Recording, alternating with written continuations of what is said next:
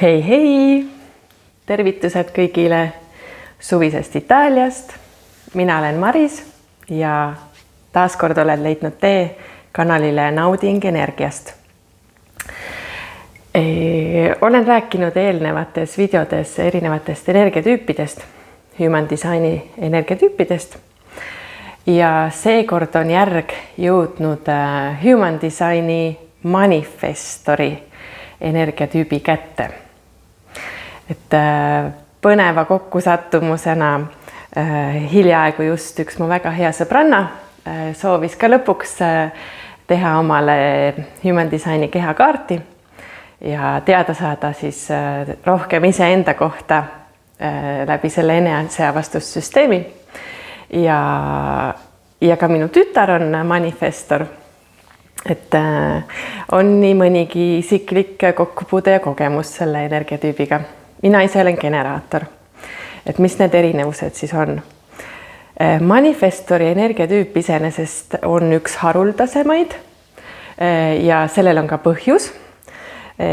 Kogu elanikkonnast umbes 9–10% on siis manifestorid. Kui võrrelda sellega, et ülejäänud näiteks generaatoreid ja manifesteerivaid generaatoreid kokku on siis enamus 70% ühiskonnast. Et see manifestori energiatüüp on selline vähemus, aga põhjusega. Sellepärast, et manifestori roll suuremas pildis on asjade algatamine, käima lükkamine ja oma spontaansete inspiratsioonide ajel tegutsemine. Ehk siis millegi uue algatamine. Ja neid algatajaid ei ole ju rohkem vaja kui ainult 10%, et siis ülejäänud see rahvastik ja ülejäänud human designi tüübid saavad siis kampa lüüa ja oma rolli selles suuremas pildis täita. Et see on siis see roll, millest räägitakse. Aga mis kõik sellega kaasneb? Et kuna ma olen eelnevates videodes rääkinud sellest aurast, siis human design kirjeldabki siis inimese energiakaarti, et kuidas inimese kehas energia liigub ja siis vastavalt sellele tema loomulikku toimimisviisi mõjutab. Et manifestori aura, kui siis rääkida sellest, on selline suletud, kinnine ja eemale lükkav, eemale tõukav. Et tavaliselt, kui inimene kuuleb sellist infot enda kohta, siis see võib olla ebameeldiv, et mis mõttes ma olen eemale lükkav. Et see ei ole kindlasti negatiivne omadus ja see ei ole nüüd mõeldud selleks, et tõrjuda kedagi, aga see kinnine ja suletud ja eemale tõukav aura on manifestori energiatüübi salarelv, sellepärast, et see lükkabki eemale kõik tõkked, kõik piirangud, kõik takistused, mis teda takistavad siis neid algatusi ja oma spontaanse inspiratsiooni ajal tegevusi. Et manifestor on kõige rahulikum ja endaga kooskõlas, kui ta saab toimetada ja teha seda, mida ta ise tahab. Et kindlasti manifestor ei ole see inimene, kellele meeldib, kui talle öeldakse, mida ta tegema peab. Et siis ta läheb kindlasti väga vihaseks või kui ta ei saa vabalt tegutseda, see muudab manifestori väga vihaseks. Viha ongi manifestori mitte mina tunnus emotsioon. Et kui sa tunned ennast, kui sa oled manifestor ja tunned ära selle omaduse endas, siis see märk sellest, et miski piirab sinu vaba tegutsemist. Aga tihtipeale see manifestori energia, ma räägin natuke sellest ka, et kuidas võib-olla teised inimesed, kes ei ole manifestorid, kuidas nad tajuvad seda manifestori energiat. Et kuna ma ütlesin, et see on selline suletud aura, suletud energia, siis mina, kes ma olen generaator või ka teised energiatüübid, meil on väga raske näha sinna manifestori fassaadi taha, mis manifestori peas toimub, mis tal nüüd järgmiseks plaanis on. Et manifestor tahab vabadust ja tegutseda spontaanselt, teha seda, mis tal pähe tuleb. Aga teise inimese jaoks võib see olla ootamatu ja kui me elame koos sellise inimesega, siis see võib panna sellisesse kõrgendatud valmisoleku seisundisse selle teise osapoole ja soovi manifestorit kontrollida. Et see teine osapool võib tunda ennast ebaturvaliselt, et mis ta nüüd järgmiseks teeb, et manifestor lihtsalt tõuseb püsti ja läheb ja teeb midagi ja nagu üldse ei räägi, mis toimub ja teisi ei kaasa. Et hästi oluline human designi vaatenurgast siis, kuidas see manifestori aura kõige paremini töötab, on see, kui ka teised inimesed saavad aru, mida manifestor soovib, plaanib, tahab, mõtleb, tunneb. Et siis on teistel lihtsam aru saada, kas nad saavad ka selle algatusega kaasa tulla või mitte.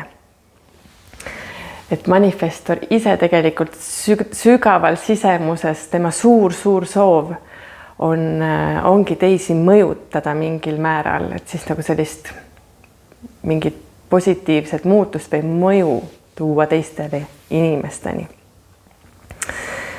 Et sellepärast on oluline manifestori strateegia, ehk siis lihtsaim viis asju juhtuma panna, informeerida, teavitada, rääkida kõva häälega sellest, mis manifestor mõtleb, plaanib, tunneb.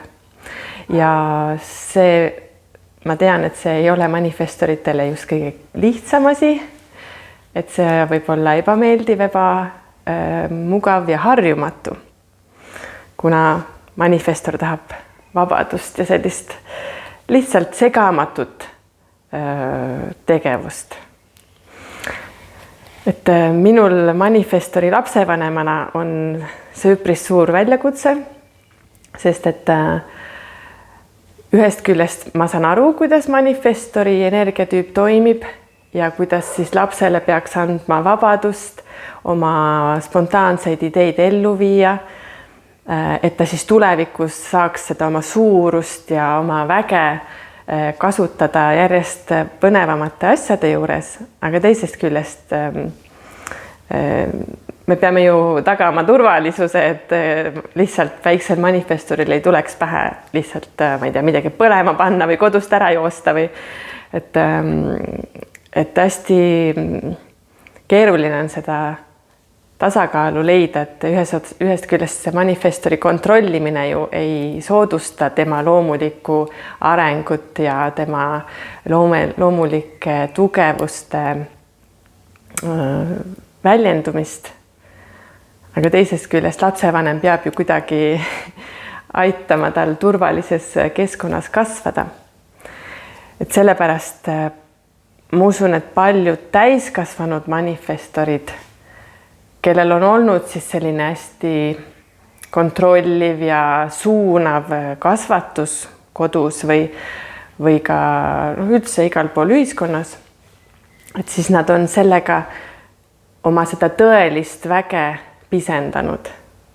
Et kui iga kord öeldakse, et ära tee seda, tüdrukud ei käitu nii, istu ilusti, et siis iga kord nagu tõmbub see võimas manifestor kokku ja ei algatagi enam oma spontaanseid ideid ja ei too seda sädet, mis teisi käivitab siia maailma. Et tegelikult see ju ongi manifestori roll. Mis puutub sellesse, et manifestor teeb, mis tahab, siis ma tahaksin siit raamatust ühe väikse katke ette lugeda. Human Design, Jenna Zoe elu muutev süsteem, mis näitab sulle, kelleks sa siia maailma tulid. Et kuidas see aura siis mõjutab teisi inimesi? Millist mõju sa manifestorina teisele inimesele avaldad? Et kui võib-olla ei tundugi, et see mingit mõju avaldab, et sügaval sisemuses manifestor tahaks mingit mõju avaldada, aga kuna sa ei saa ju otseselt kohe mingit tagasisidet, siis võib-olla tundub, et sellel nagu ei olegi mingit mõju, aga tegelikult on. Ma loen siit ette ühe katke. Et see raamat iseenesest on niimoodi üles ehitatud, et kõigepealt see räägib siin igast energiatüübist eraldi, siis igast strateegiast, ehk siis mis on lihtsaim viis asju juhtuma panna, sinu signatuur ja mitte ise, ehk siis mis on need emotsioonid, millega sa tunned ära, et sa oled ise endaga kooskõlas või mitte. Et manifestori puhul ma juba mainisin, et see mitte mina signaal, indikaator, et midagi on paigast ära, on viha. Ja manifestorite seas on kindlasti palju alla surutud viha, sest et meie ühiskonnas seda emotsiooni ei vaadata hea pilguga. Aga tegelikult, mida rohkem sa õpid seda vabastama ja märkama, et nii, et viha siis näitab, et kuskilt sind piiratakse, sul on vaja rohkem tegutsemisvabadust, liiga palju uuritakse, näiteks, et kus sa lähed, kus sa käisid, mis sa nüüd teed. Et üks manifestor on maininud sellist uurimistunnet nagu suhtes, et elukaaslasega, et võib-olla teise inimese jaoks on loomulik küsida, et kus sa käisid või et mis sa tegid, aga manifestori jaoks on see nagu see tunne, et mind kontrollitakse või mind piiratakse, et miks tal vaja teada on, mida ma teen, oma asja ajan. Et kahjuks see teadmatus nagu teisel inimesel, et see tekitabki siis sellist vastupanu. Et kõige lihtsam viis seda koostööd ja oma algatustele manifestorina kaasatulijaid ja tegijaid juurde leida ja ressursse leida, on rääkida kõva häälega välja oma mõtted ja kaasata teisi rohkem. Aga kuidas siis kaasata? Et nüüd ma loengi siit selle lõigu ette. Tee, mida tahad, manifestor. Kui annad endale loa lihtsalt teha seda, mida sa tahad teha, kutsub see pardale õiged inimesed, ilma et sa seda teadlikult püüaksidki. Sinu olemus on varustatud loomuliku valiku mehhanismiga, mis sõelub inimesed 3 eri liiki. Nii 3 liiki inimesed siis ümbritsevad sind manifestorina, võimaldades teostuda parimal tulemusel. Esimesse liiki kuuluvaid inimesi tõmbab otsejoones sinu poole, sest nad vajavad ja tahavad oma ellu seda laadi olemust. Need on inimesed, kes tahavad järgida kõike ja osaleda kõiges, mida sa lood. Et need on siis need fännid, kes tulevad ja tahavad kaasa lüüa sinu algatustes ja sinu ettevõtmistes, kes on sinu jaoks justkui ressursid, kes sul aitavad sinu ideid ellu viia. Teisele võib see olla pisut vastukarva, sest sa raputad nad ärkvele. Kui see on su loomupärase tegevuse isiklik kõrvalsaadus, on see nende inimeste jaoks tegelikult väga tervislik. See võimaldab neil areneda. Et nagu ma mainisin, siis manifestor tahab mõjutada, aga võib-olla alati ei taju, et tema aura juba pelgalt kohalolu võib teist inimest kuidagi intrigeerida, provotseerida, et asi ei ole isiklikult kindlasti sinus manifestor, kui sa tunned, et mõni inimene ei talu sind, siis tegelikult asi ei ole midagi isiklikult sinu vastu, vaid manifestori aura provotseerib teistes inimestes mingeid nende varjukohti, toob nähtavale selliseid asju, millega teine inimene pole veel ise tegelenud. Ja siin nagu ka ütleb siis, et see justkui raputab tegelikult need inimesed ärkvele ja see ongi sinu loomupärase toimimisviisi kõrval saadus ja teisele inimesele on tegelikult see suures pildis tema arengu jaoks vajalik. Et ära võtta isiklikult ja lase teisel inimesel siis oma arengus marineerida. Ja kolmandat tüüpi inimesed siis, keda sa oma ellu kutsud, on siis need, kes tegelikult lihtsalt, kellel pole ette nähtud sinuga sellele sõidule kaasa tulla, ükskõik millised tungid sind ajendavad ja nemad ei reageeri üldse. Et nagu näha, siis kui sa tegutsed oma tahte ajel, selle ajel, mis pähe tuleb, need võivad olla täiesti innovatiivsed mõtted, täiesti innovatiivsed uutmoodi tegevused, mida varem pole tehtud. Sinu roll manifestor ongi tuua siia ilma täitsa uusi asju ja algatada ettevõtmisi. Aga mainin ära kohe, sinu roll ei ole neid alati lõpuni viia. Et sinu energia siis kutsubki kaasa teisi inimesi, kes sul aitavad neid projekte ellu viia ja nõu anda. Et on need inimesed, kes tulevad kaasa ja on suured fännid ja hakkavad kohe tegutsema. Siis on teist sorti inimesed, kes on sinu ettevõtmistest ja energiast provotseeritud. See aitab neil areneda. Ja kolmandat liiki inimesed, kes siis lihtsalt ei ole mõeldud selle mingi konkreetse ettevõtmisega seotud olema ja nemad siis ei tule lihtsalt kaasa.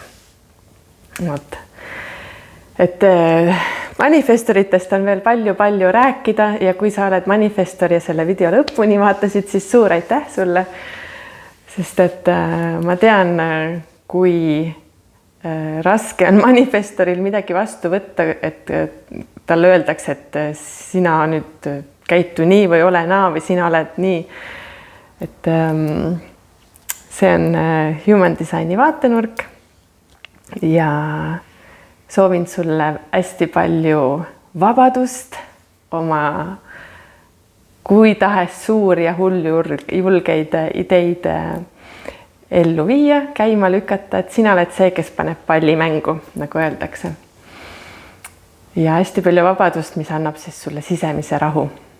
Et tegelikult üks iseendaga kooskõlas manifestor on kõige rahulikum inimene siin maamuna peal ja vihast ei ole siin mitte kübetki. Kui see sind kõnetas, siis ootan sind juulikuus raamatut lugema. Human Designi raamatuklubi lugemisgruppi, kus siis loemegi seda sama Jenna Zhou Human Designi raamatut. Seda ei pea otsast lõpuni läbi lugema, et siin on iga energiatüübi ja siis iga sinule vastava talendi ande kohta peatükid ja igaüks saab lugeda siis kas ainult seda, mis temale